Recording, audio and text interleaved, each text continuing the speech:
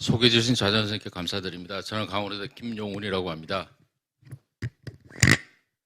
오늘 제가 발표할 내용은 Non-Acid Elevation ACS 환자한테서 Invasive Stratimon지의 옵티멀 타이밍에 대한 관한 내용입니다.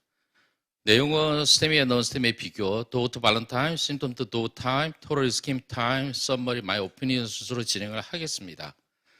먼저 S 엘리베이션의 유무에 따라서 스테미와 non-스테미에 나누지만 이 두 개의 MI는 발라로 플래그의 럽처 이루어진에 의한 트롬보스 포메이션이나 커먼 패스웨이를 가지고 있고, 이러한 트롬보스 포메이션이 플로우 리미테이션을 컴플리트하게 옵스트럭션 시킬 때 우리가 스테미, 또는 인컴플리트 트랜지언트 옵스트럭션 시킬 때 우리가 non-스테미라고 얘기를 합니다.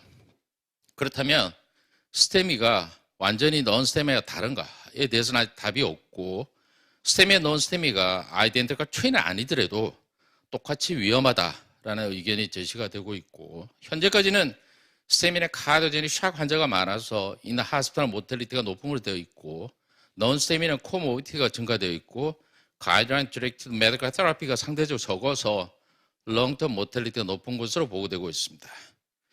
제가 카미르 데이터를 가지고 라스 이니비터를 치료받은 스테미와 non-스테미를 2년 아웃컷 비교해봤는데, non-스테미가 스테미에 비해서 올코즈 데스나 카디악 데스가 높은 결과를 보였습니다. 유사하게 뉴 제너레이션 드러기르팅 스탠을 시술받은 환자를 CKD 유무에 따라서 스테미와 non-스테미 비교해봤는데, 여기에서 특히 CKD 환자를 6개월 전 이후로 나눠서 볼 때에 6개월 이전에는 스테미와 non-스테미 아웃컴이 큰 차이가 없었고, 6개월에서 2년 사이에서는 non-스테미가 스테미에 비해서 올코스 데스, 난카디악 데스, 올코스 데스 MI가 상대적으로 높은 결과를 보였습니다. 현재 AMI에서 예후를 결정할 수 있는 팩터로는 도어 투 발론 타임 또는 심텀 투 도어 타임, 토럴 이스케믹 타임을 생각해 볼 수 있습니다. 첫 번째로 도어 투 발론 타임을 보겠습니다. S 엘리베이션 MI 같은 경우에는 프라이머리 PCI 개념으로 120분, 90분 시간을 단축시키면서 모텔리티 감소시키고 미케닉 컴플리케이션을 낮추고 하트 페일리어 빈도를 낮추는 그런 결과를 보였습니다. 하지만 2018년도에는 프라이머리 PCI 타임을 60분 이하로 낮추는 게 좋을 것 같다. 또한 60분 미만이 모텔리티 인디펜던트 프리딕트가 된다라는 보고가 있었고, 보다 최근에는 도어톤 발론 타임이 가지고 있는 베네피셜 이펙트가 거의 어퍼 리미트에 와 있기 때문에 그것보다는 페인 투 도어 발론 타임, 즉 토럴 이스케믹 타임이 모텔리티 롱텀 아웃컴이 더 팩터가 될 수가 있다. 단 심텀드 도어 타임이 상당히 길 경우에 도어 투 발론 타임이 의미 있는 효과를 가질 수 있다라고 보고를 하고 있습니다. Non-acid elevation acute coronary syndrome의 경우에 unselected patient에서는 early invasive나 delayed invasive가 큰 차이가 없었고, randomized control trial이나 meta-analysis에서는 환자의 리스크 에스티메이션 해서 하이 리스크 환자를 early invasive 하는 게 아웃컴이 좋다라고 보고를 하고 있습니다. 그래서 2021년 ES 가이드라인에서 하이 리스크, 그레이스 리스크 스코어가 140 이상 또는 very high, 해모다인 언스테이블하는 카드제닉 샥일 때는 이미디언트 인베스트 2시간 이내에 하는 걸 레코멘드 하고 있지만, 아직까지도 non-스테미에서 옵티멀 타이밍에 대해서는 디베이트가 있습니다. 2023년도에 과거하고 비교해 볼 때 발표된 가이드라인에는 non-high 리스크 환자한테서 Selective Invasive Strategy가 도움이 될 것 같다라는 내용이 추가됐고, 2021년도에 ACC/AHA 스카이 가이드라인에서는 ES 가이드라인과 거의 유사하고 인터미디에이트 로우 리스크 환자한테서 이번 기간 동안 리바스쿨라이제이션 하는 게 좋을 것 같다라는 의견을 제시하고 있습니다. 실제 얼리와 딜레이드의 중요한 근간이 되는 랜덤아이즈 컨트롤 트라이얼이 두 개가 있는데 TMAC 스터디와 베르딕 스터디가 있습니다. 그 결과를 조금 살펴보겠습니다. TMAC은 3,000명의 환자를 얼리 딜레이드 1,500명씩 나누어서 6개월 동안 24시간 기준으로 한 거고, 프라이머리 아웃컴에서 데스 MI 스트로크 큰 차이가 없었습니다. 세컨더리 아웃컴에서 데스 MI 리프랙티브 이스케미아가 얼리 인터벤션, 얼리 인베이시브 스트래티지가 상대적으로 좋았고, 하이 리스크, 그레이스 리스크 스코어가 140 이상인 환자한테 얼리가 도움이 됐고, 그렇지 않은 경우는 크게 도움이 되지 않았습니다. 하지만 이 스타디 자체가 2006년부터 2008년 사이에 진행이 됐고, 실제 PCI를 한 환자는 반 정도밖에 되지 않고 드러그 일러스팅 외에 베어메탈 스탠이 들어가 있기 때문에 과연 이 데이터를 현재 우리가 리얼월드 프랙티스에서 그대로 적용할 수 있을까에 대해서는 조금 생각해 볼 필요가 있다는 거죠. 마찬가지로 베네딕트 스타디가 2018년도에 서큘레이션 파블리시 됐지만 12시간, 48시간, 72시간을 기준으로 해서 5년 아웃컴을 봤는데 역시 큰 차이가 없었습니다. 그러나 하이 리스크, 그레이스 리스크 스코어가 140 이상인 경우에는 얼리 인베스트가 좋은 결과를 보였다라는 근거를 가지고 현재 가이드라인도 얘기를 하고 있지만 이것도 자세히 보면 PCI 환자가 40% 안팎이고 또는 베어메탈이나 포바 환자도 역시 포함이 되어 있습니다. 그래서 우리는 사실은 기존에 나와 있는 데이터에서는 60% 이상 넌스테미는 PCR을 한다고 되어 있지만 사실은 우리가 스탠을 쓰는 경우는 60%다 훨씬 더 많죠. 그렇다면 이 혼돈스러운 데이터를 과연 리얼월드 프랙티스에 적용할지에 대해서는 생각을 조금 해야 될 것 같습니다. 2021년 역시 가이드라인에는 베어메탈보다는 드러그 일러스팅 스탠을 레코멘드 하고 있고 듀러블이나 바이오데그레이블 같거나 듀러블이 좋다라는 데이터를 보여주고 있고 뉴 제너레이션 DES라는 것은 과거에 사이퍼나 텍사스 이외에 출시된 드러그 일러스팅 스탠을 다 뉴 제너레이션 드러그 일러스팅 스탠트라 명시하고 있습니다. 2022년도에 유로피안 하트 저널에 사실 기존의 17개 랜덤마이 컨트롤 스타디를 메타 어널리시스라는 데이터를 발표했습니다. 모텔리티나 MI 큰 차이는 없고요. 리커런트 이스키미아나 또는 하트 페리언 입원을 상대적으로 줄여주는 역할을 가졌다라는 정도밖에는 없습니다.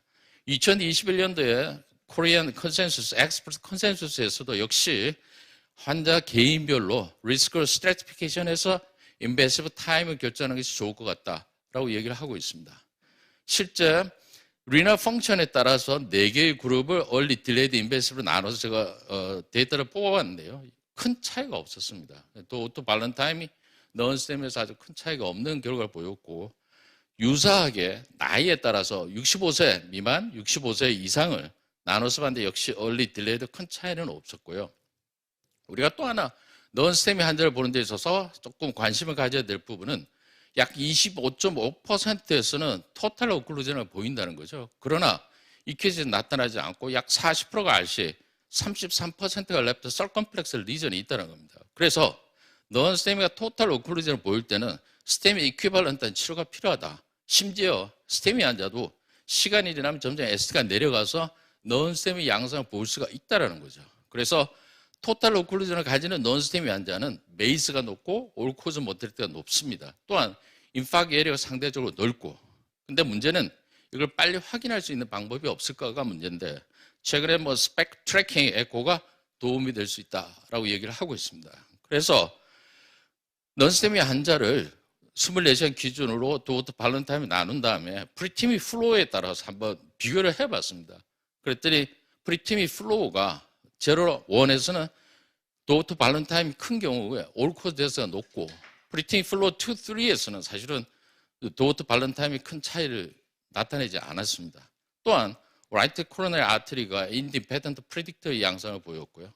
두 번째 딜레이드 하스피탈라이제이션에 대해서 말씀드리겠습니다.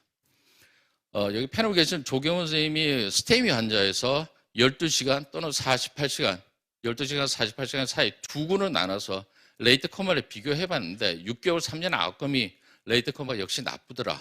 넌스테미는 어떤가?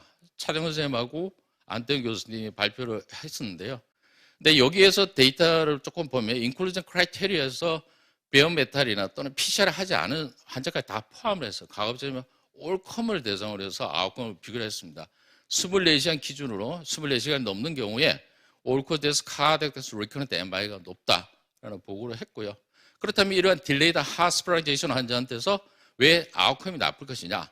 딜레이드 하스피탈 환자는 대부분 올드에이지가 많고 카디오베스쿨 리스크 프로파일이 나쁘더라. 즉 그레이스 리스크 스코어가 높고 킬리 클래스 2, 3가 많고 DM 환자가 많고 또한 ATP가 체스트 페인을 가진 환자가 많기 때문에 상대적으로 야구가 나쁜 것으로 생각이 드는데 제가 unsuccessful PCR 환자나 베어메탈, 카디오제닉 샥 이거 다 빼버리고 실제 우리가 리얼월드 프랙티스에서 환자를 한번 비교를 해봤습니다.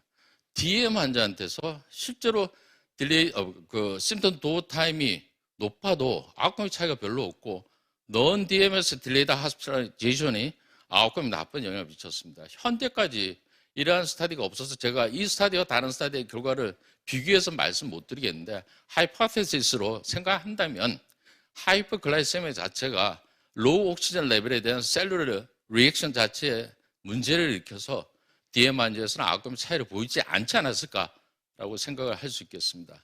리비전 과정 중에 심텀 투 도어 타임을 36시간, 48시간으로 해서 데이터를 보여달라고 해서 한번 비교를 해봤는데 역시 24시간하고 비교했을 때 아주 큰 차이를 보이지는 않았습니다. 다음은 컴플렉스 리전이 있을 경우에 어떤 차이를 보이느냐. 컴플렉스 리전에서는 역시 심텀 투 도어 타임이 큰 경우에 모텔리티가 높은 걸 보였지만 넌 컴플렉스 리전에서는 양분에서 큰 차이를 보이지 않았습니다. 다음 마지막 토탈 이스케믹 타임을 보였습니다. 배성환 선생님이 이게 토탈 이스케믹 타임은 사실은 심튼 도어 발렌트 토탈 이스케믹 타임이죠. 그래서 48시간, 24시간, 24시간, 48시간 기준에서 나눠서 봤는데 48시간 넘을 경우에 올코즈에서 모텔리티, 하트페일리어에 의한 입원이 상대적으로 더 높다라는 걸 얘기를 했습니다. 아까 말씀드린 대로 실제 25.5%가 토탈 오클된 넌스테미 환자가 있고 이러한 토탈 오클루전은 인파ct 예리가 커지고 리스크가 높습니다. 2017년도에 이미 넌스테미 환자한테서 리퍼퓨전을 빨리 시켜주면 아웃컴이 좋고 인파ct 사이즈도 줄일 수 있을 것이다 라는 얘기가 나왔는데 아마 이 데이터가 그걸 증명해주는 데이터가 아닐까라고 생각을 합니다. 그래서 마찬가지로 프리티미 플로우와 심텀 투 발런 타임을 가지고 48시간을 나눠봤는데 프리티미 플로우가 나쁠 경우에는 토탈 이스케이미 타임이 높을수록 아웃컴이 나빴고 프리티미 2, 3에서는 큰 차이를 보이지 않았습니다. 요약해서 말씀을 드리면 스테미에서조차 도어 투 발런 타임이 맥시멈 이펙트를 나타내고 있는 상태에서는 딜레이드 하스피라이제이션이나 토탈 이스케이믹 타임을 줄이는 것이 넌스테미 환자에 도움이 될 것 같고 EKG상에서 토탈 이스케미아를 보이는 토탈 오클루전을 보이는 환자의 비율이 있다라는 걸 좀 생각해야 될 것 같고 결론적으로 저희 의견을 말씀을 드린다면 포화를 할 거냐, 스탠을 할 거냐, 베어메탈을 할 거냐, 드러그혈증 스탠을 할 거냐 환자의 베이스라인 캐릭터리스틱스에 따라서 얼리 인베시브 스트리티지의 베네핏을 결정해야 될 것 같다. 다시 말해서 현재 환자의 그 리스크 팩터에 따라서 플랜을 결정하는 건 마찬가지고 딜레이드 하스피라이제이션 나타내는 환자한테서는 토럴 이스케믹 타임을 줄이기 위해서 PCR을 빨리 하는 게 좋을 것 같고 특히 인페로 레트럴 토탈 오클루전이 의심이 될 때는 얼리 인베시브 스트래티지가 도움이 될 것 같습니다. 경청해 주셔서 감사합니다.